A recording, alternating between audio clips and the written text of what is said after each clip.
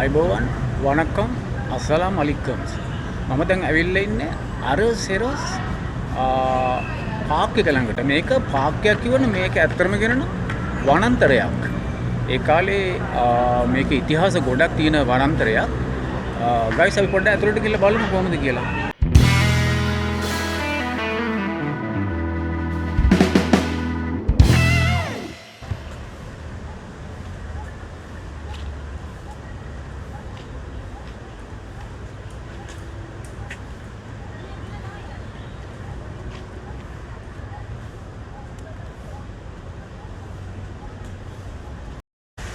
මේ වනාන්තරය අද මේක නාගරික වනාන්තර උද්‍යානයක්. ඒ වුණාට මේක වර්ෂ 1600 කියන්නේ 16 වෙනි සියවසේ අදට අවුරුදු 425කට පෙර මේ පළාත ඉස්පාඤ්ඤවරුන්ගේ වෙළඳපොළ. එය හඳුන්වලා තියෙන්නේ පරියන් කියලා. පරියන් කියන්නේ ඉස්පාඤ්ඤ භාෂාවෙන් දිස්ත්‍රික් අගනුවර කියලා. එහෙනම් තව ටිකක් අතුලට ගිහිල්ලා බලමු කොහොමද කියලා. ඉතින් මේ දිස්ත්‍රික්කයේ ඉස්පාඤ්ඤවරුන්ගේ නිවාස, ඉස්කෝල, හොස්පිටල්ස් වගේම දේවස්ථාන එකිනෙකී ගොඩක් දේවල් මේ ස්ථානයේ පිහිටලා තිබෙනවා. දැන් නෙමෙයි ඒ කාලේ. දැන් ඉතින් මේක තනිකරම වනාන්තරයක් වෙලා තියෙන්නේ. මෙතන තවත් වෙච්ච විශේෂ දෙයක් තමයි 1639 ඒ කියන්නේ දැනට අවුරුදු 386කට පෙර චීනු මුහුද කොල්ලකරුවන් විසින් ඉස්පාඤ්ඤ ජාතිකයන්ට අයත් ඔවුන්ගේ දේපල, ගෙවල්, දේවස්ථාන, හොස්පිටල් ඒ වගේ ගොඩක් දේවල් මේ චීන ජාතිකයන් නෙමෙයි ඇත්තටම කියන්නේ මේ මුහුද කොල්ලකරුවන් විසින් විනාශයටපත් කරා, ගිනිපත් කරා. ඉතින් මේට කෝපයටපත් වුණු ඉස්පාඤ්ඤවරුන් මේ වටපිටාවේ එහෙමත් නැත්නම් වෙන පැතිවල හිටපු 20000කට අධික චීන ජාතිකයන් මෙම වනාන්තරේ වැඩ දකින්න පුළුවන් නේ. ගෙන්නලා ඒගොල්ලෝ සමූල ඝාතනය කරා 20000ක්. ඉතින් පොඩි ගණනාවක් නෙමෙයි 20000ක් කියන්නේ. ඒ කියන්නේ මේ පළාතම චීන ජාතිකයන්ගේ ශරීර කඳු වගේ ගොඩ ගහලා තියෙනවා. ඒ ගැන ගොඩක් පොත්පත්වල ලියවිලා තියෙනවා. ඒ වගේම මේ ඉංග්‍රීසි චිත්‍රපටයුත් ඇවිල්ලා තියෙනවා. මේ ඒකේ නමත් Chinese massacre by the Spanish කියලා. එහෙනම් තව ටිකක් අතුලට ගිහිල්ලා බලමු කොහොමද විස්තර කියලා. උනට දකින්න පුළුවන් නේ. ලස්සන දර්ශන ටිකකුත් තියෙනවා.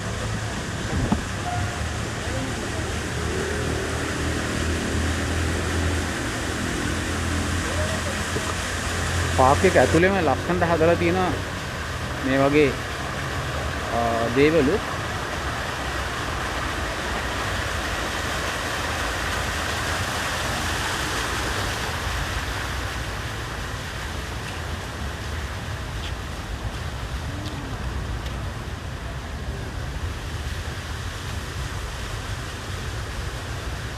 ඉතින් අද මේක පාක්කයක් වශයෙන් පාවිච්චි කරාට මේ වනාන්තර ඒ කාලේ අනිකරම මේ වෙළඳ සංකීර්ණයක්. ඉතින් වෙළඳ සංකීර්ණයක් අද කැලේකටපත් වුණේ කියලා කාටවත් පුදුම හිතෙන්න පුළුවන්. මොකද අර චයිනීස් ජාතිකයන්ගේ සමූල ඝාතනයෙන් පස්සේ මේක නිකම්ම අතහැරලා දැම්ම. කවුරුත් කිසිම දෙයක් කරන්නේ නැහැ, පදිංචියකට ආවේ නැහැ මේ තැන්වලට. සමහර දේවල් යම් දේවල් තියෙන්නේ නැති. ඉතින් කිසිම කෙනෙක් මේ තැන්වල කිසිම වෙළඳාමක් කිසිම දෙයක් කරලා නැහැ. සෑම දෙයක්ම ඒගොල්ලෝ අතහැරලා දාලා ගිහිල්ලා තියෙනවා. ඉතින් මේක මතක් වීමක් වශයෙන් තමයි දැනට මේක පවත්වාගෙන යන්නේ නිකන් උද්‍යානයක් වගේ. ඔන්න බලන්න පුළුවන් නේ.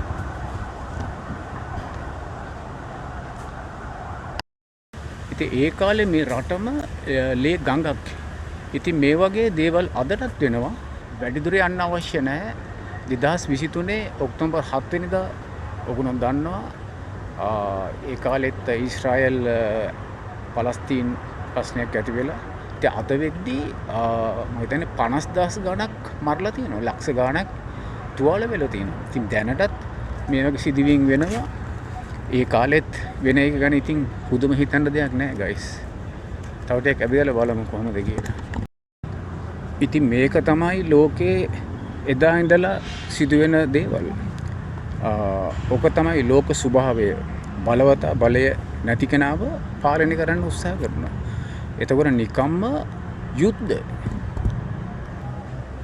ඕකේ තව ටිකක් ඇවිදලා බලමු. අදට ඉතින් මේ කැලය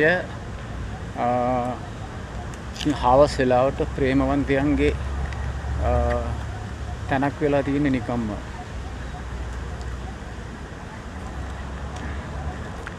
ගොඩක් මිනිස්සු ඉතින් විවේක ගන්නත් එනවා. සමහර මිනිස්සු ඉතින් බලන්න එනවා මොනවද තියෙන්නේ කියලා. බලන්නකො කොහොමද කියලා.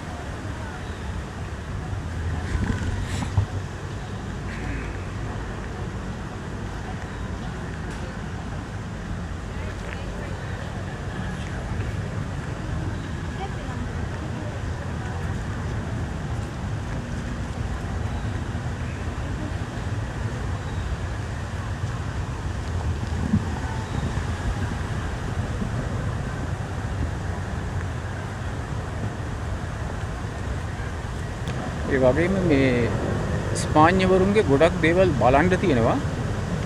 අපි මේ වනාන්තරයෙන් පොඩ්ඩක් ඈතට ගිහිල්ලා බලමු. ඒගොල්ලොන්ගේ සමහර දේවල්, ඒගොල්ලොන් කරපු දේවල්, ඒගොල්ලොන් අනපු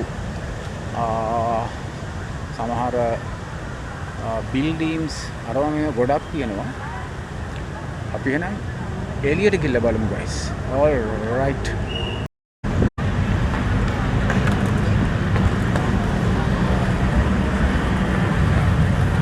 මේක ඇන්ඩ්‍රී බොනිපසියෝ 30 November 1863 10 May 1897.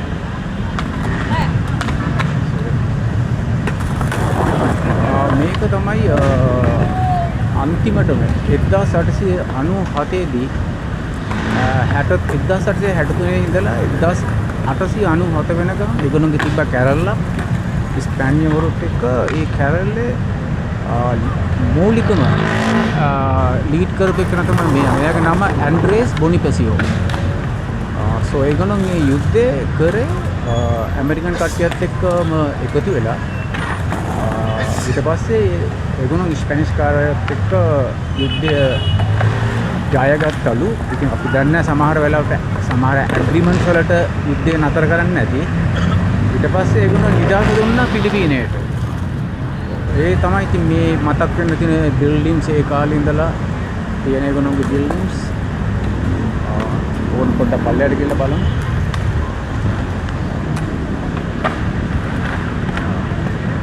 මෙයා තමයි බොනිපසියෝ. අද ඉතින් මෙයා සලකන්නේ පිලිපින් කට්ටිය ඒගොල්ලෝගේ හීරෝ කෙනෙක්. එයා වීරෙක් වගේ. ඇන්ඩ්‍රේ බොනිපසියෝ. ඒකත් වෙලා දැන් අවුරුදු 150කට 160කට විතර කල්.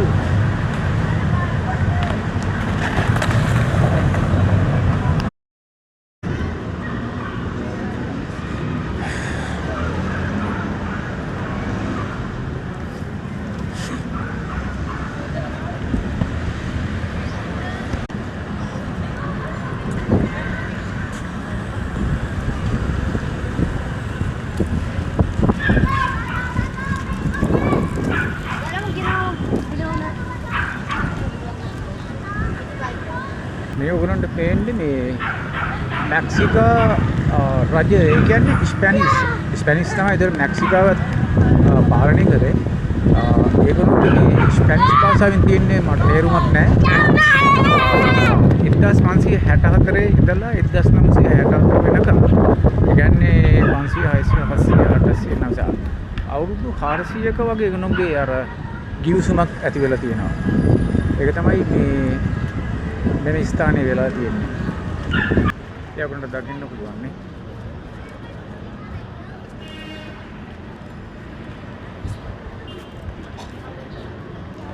සෝ මේ ඉදිරියෙන් තියෙන්නේ අර අපි ඉස්සලා දැක්කේ අර වනාන්තරයක් නේ. ඉතින් මේකත් එකටම අයිති දෙයක්. ඒත් එක්කම මේ ඕනට දකින්න පුළුවන් නේ. ස්පැනිෂ් කාලේ හිටියා වගේ අර සොල්දාදුව. තාමත් ඒගොල්ලෝ මේ විදිහට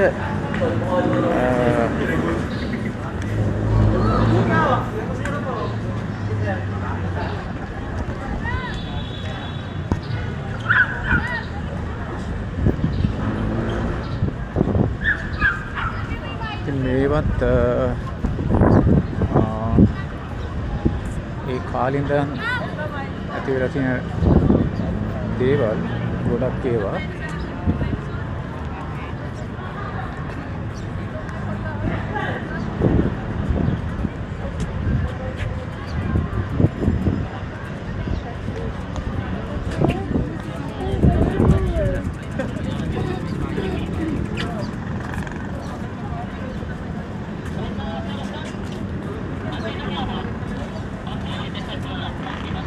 බලන්නනේ කොච්චර ලස්සනටද යුරෝපියන්ස් රටවල් පාලනය කරලා තියෙනවද නේ. කොච්චර අගය කරන්න තියෙන දේවල් දකින්න පුළුවන්.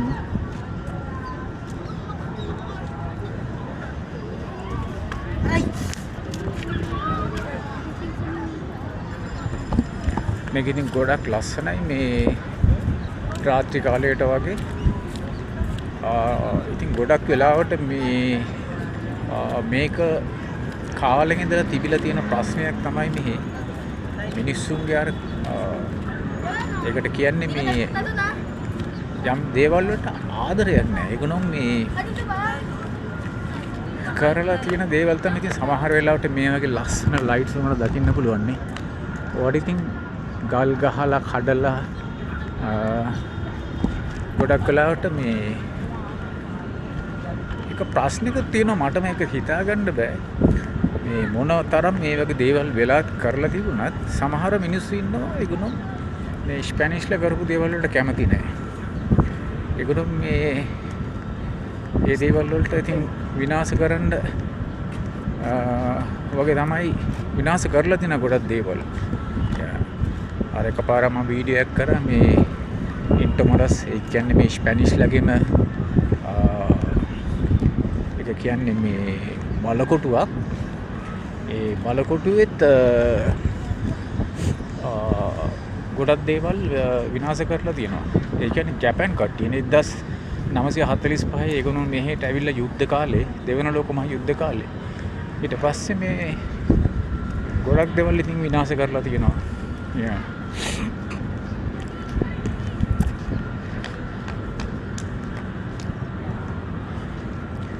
දැන් ඉතින් තමයි මේ වගේ අලුත් බිල්ඩින් ඇවිල්ලා තියෙන. දැන් ඉතින් අවුරුදු 20 ගානකට 25කට 30කට ඔය කාලෙක ඉඳලා ඇවිල්ලා තියෙන බිල්ඩින්ලු.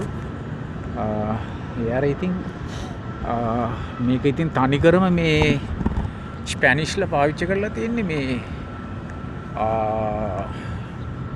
මොකක්ද ඒකට කියන්නේ හාබර් එකක් වශයෙන්. ඉතින් එතන ඒගොල්ලෝ ඒ පටන් ගත්ත හාබර ඔගුණට පේනවා ඇති. ඈතින්නේ ඈත තියෙනවා ඒ හාබර් එක. ඒ හාබර් එකත් වැඩි දියුණු කරලා කරපු දෙයක් හාබර් එක. තව ටිකක් බලාගෙන යන් ඉදිරියට ගොඩක් දේවල් තියෙනවා ලස්සන දේවල්.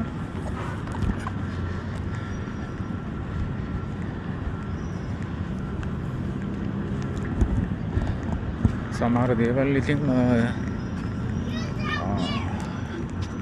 විනාශ කරපුවා.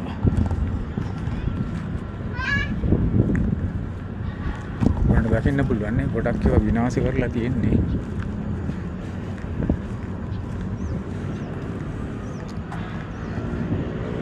මොනවා වුණත් ලස්සන නිර්මාණ.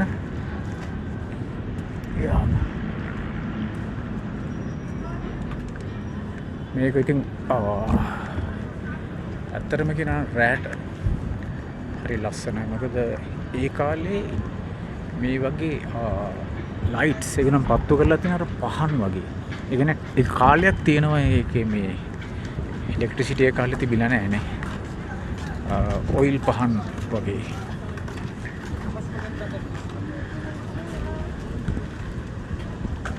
ඕකේ ගයිස් මම දැන් හරිය ඉන්නේ ස්පැනිෂ් ලගේ බලකොටුව ඉදිරි පිට.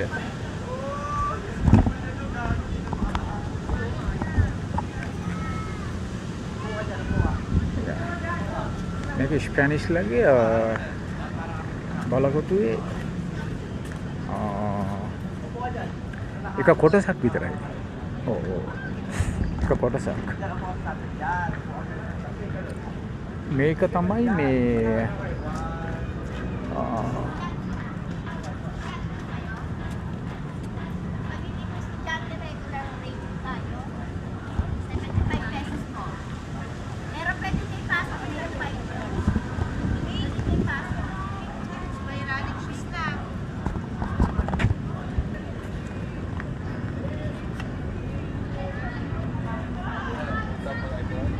මේක ඒ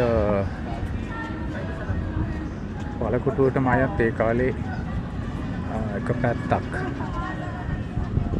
මෙතන තමයි ඉතින් අර වෙළඳ ඒ කාලේ වෙළඳ ගනුදෙනු ඔක්කොම සිදු වෙලා තියෙන්නේ. මේක ඇතුළ තමයි ඇත්තටම කියනවා මේ බලකොටුව. මේක ඇතුලේ. ඉතින් මේ ටැංක් වලින් ඒ කාලේ රුවල් බෝට්ටු තිබිලා තියෙන්නේ නේ. රුවල් බෝට්ටු වලින් තමයි ඉතින් ඒක නම් වෙළඳ ගනුදෙනු කරලා තියෙන්නේ.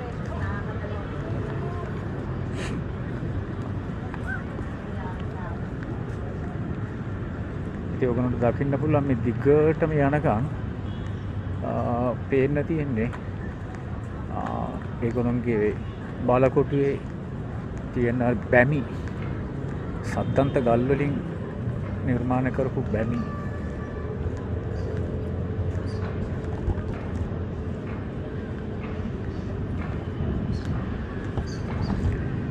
දැන් කාලේ හැටියට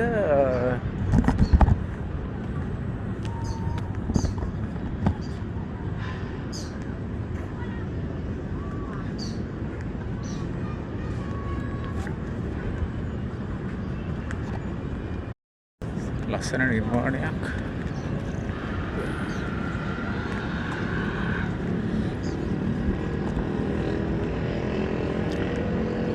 මට පෙනෙන විදියට මෙතින් එහාට ගයිස් අවසානයි. දැක්කනේ? යා. එතනින් එහාට ඒක වහලා තියෙන්නේ සමහර මේ මොන හරි security යම් ප්‍රශ්න වලට වෙන්න පුළුවන්.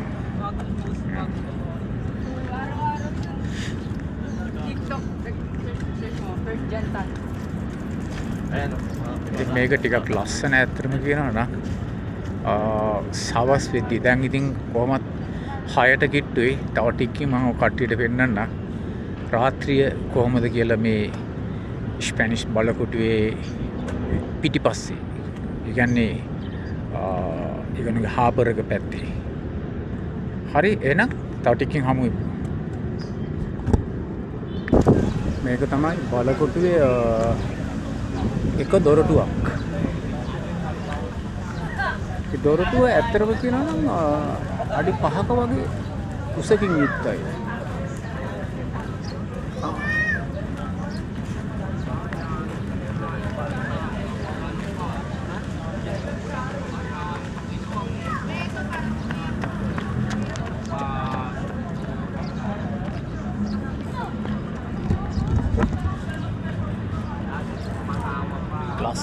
ලස්සන සුපර් නගරයක්.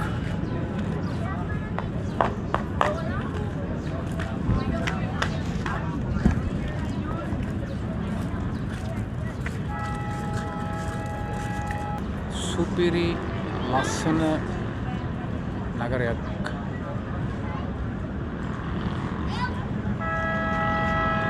කොහොමද ලස්සන?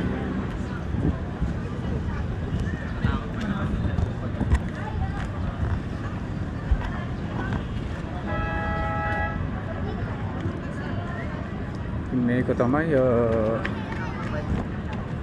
මේක දැන් ඉතින් පාවිච්චි කරන්නේ මේක නිකම් මේ මිනිස්සුන්ගේ උද්‍යානයක් වගේ. මිනිස්සුගේ උද්‍යානයක් වගේ. අවසර මිනිස්සු ඇවිල්ලා මොන පොඩ්ඩක් විවේක ගන්න. මගේ දකුණ පැත්තෙන් තියෙන්නේ වෙල් කියන්නේ අර ස්පැනිෂ් බලකොටුව. ඉතින් ඒ කාලේ ඇත්තටම මේක මේ පැත්ත පාවිච්චි කරලා තියෙන්නේ නිකන් හාබර් එකක්.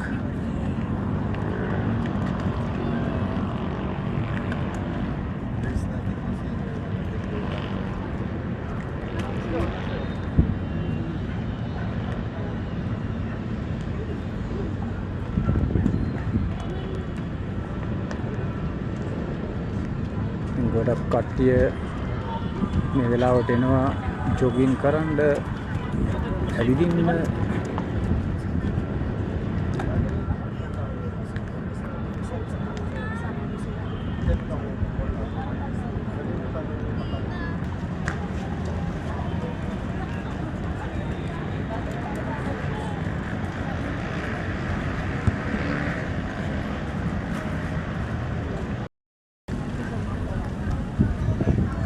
මේ පැත්තෙන් පටන් ගත්තාම මේ ස්පැනිෂ් බලකොටුව ඉතින් තවමත් ඇතුල් වෙන්න බෑ දැක්කනේ. මට ඇතුල් වෙනා ටිකට් එකක් ගන්න ඕනේ.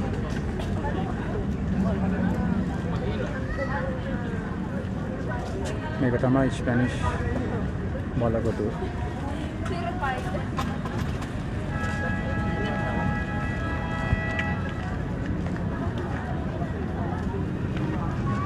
දැක්කද ආරක්ෂක කුටියක් ගාඩ් රූම්.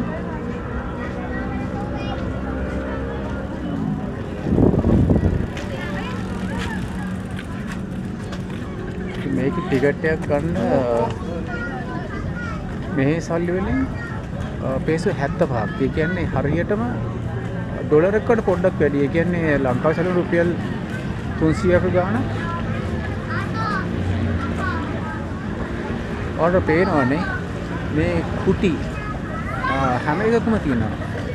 මේ පැත්තෙන් ඉඳලා ගොඩක් වෙලාවට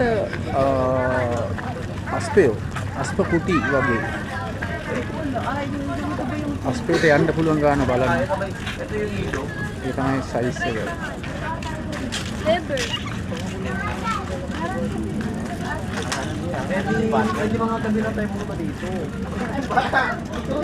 හැමතැනම තියෙනවා වගේ කුටි.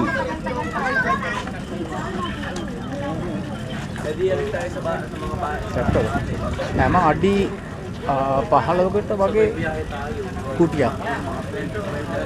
ඒ තරම් ආරක්ෂාව තිබිලා තියෙනවා. මේ හින්දලා කෙලින්ම යනකම් මේ බැම්ම තියෙනවා.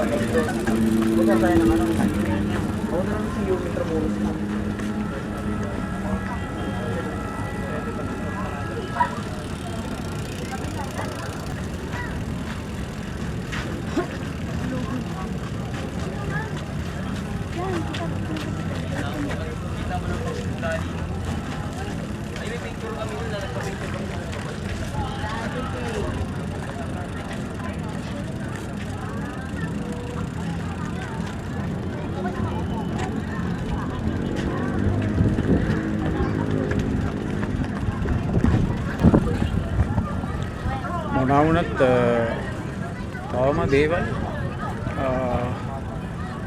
රැකගෙන යනවා.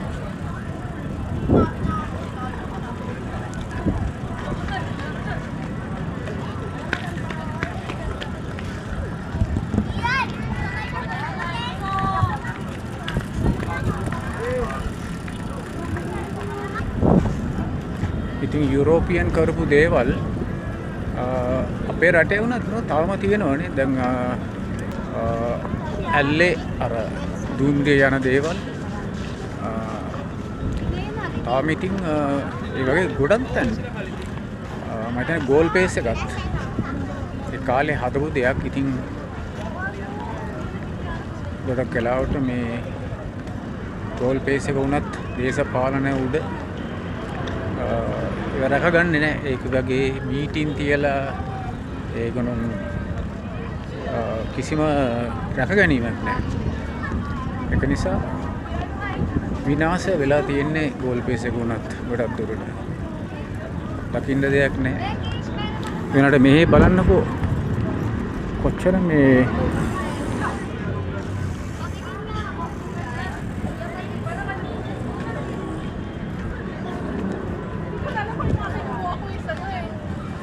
ලස්සනට තියාගෙන ඉන්නවා නේ.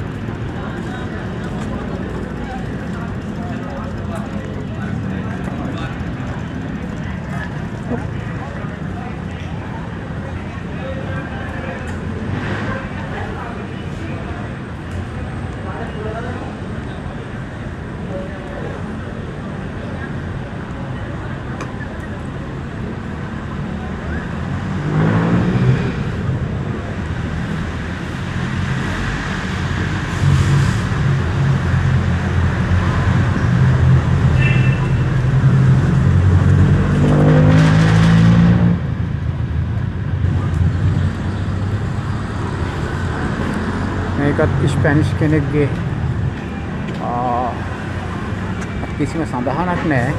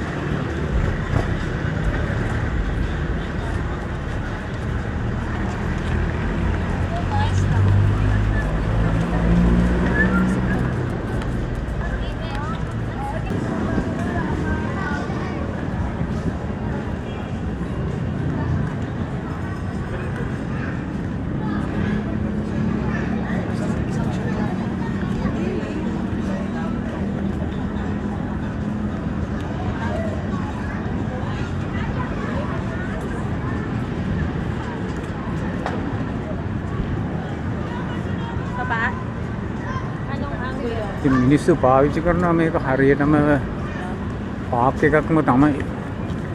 කිලෝමීටර් ගාණක් විශාල. වෙනිගම්ම දැන් ආදරවන්තයන්ගේ ඒ වගේම ගොඩක් මිනිස්සු විවේක ගන්න තැන වගේ පස්සේ පාවිච්චි කරනවා මෙතන.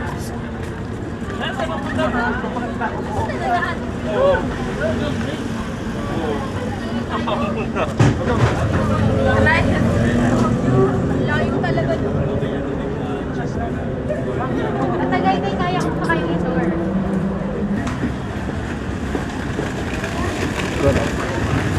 Body store.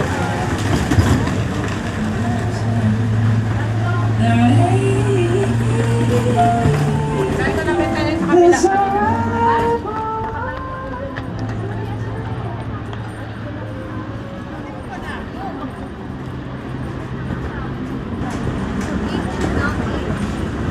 Restaurant.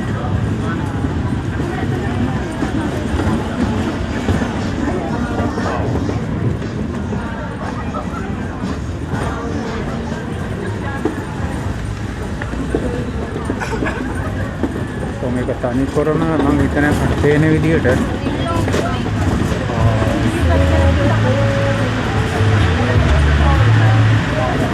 රෙස්ටුරන්ට්ස් වලට වගේ පාවිච්චි කරනවා.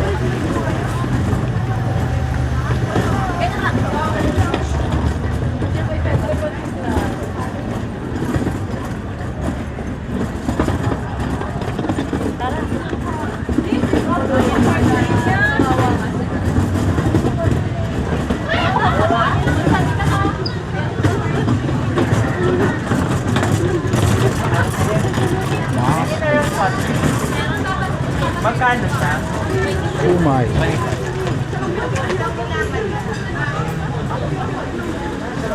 සුමායි කියන්නේ කොරියන් චයිනීස් වල වගේ කෑම වර්ගයක්.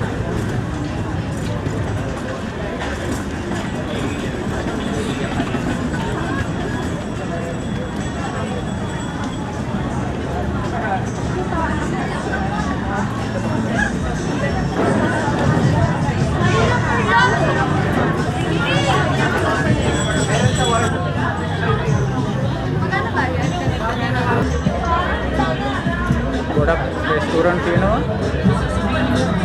ඕන දෙයක් ඕන කෙනෙකුට තෝරලා කන්න පුළුවන්.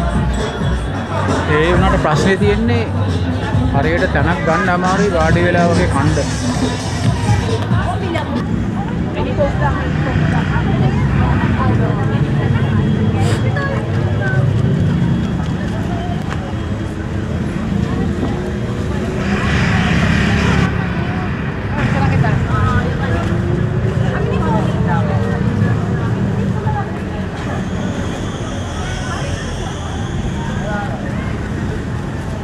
මේක හරියට දකිද්දි මට පේන්නේ නෙදර්ලන්ඩ්ස් වල මේ විදිහටම තියෙනවා සමහර තැන්. ඒ ඔක්කොම යුරෝපියන්ගේ නිර්මාණ.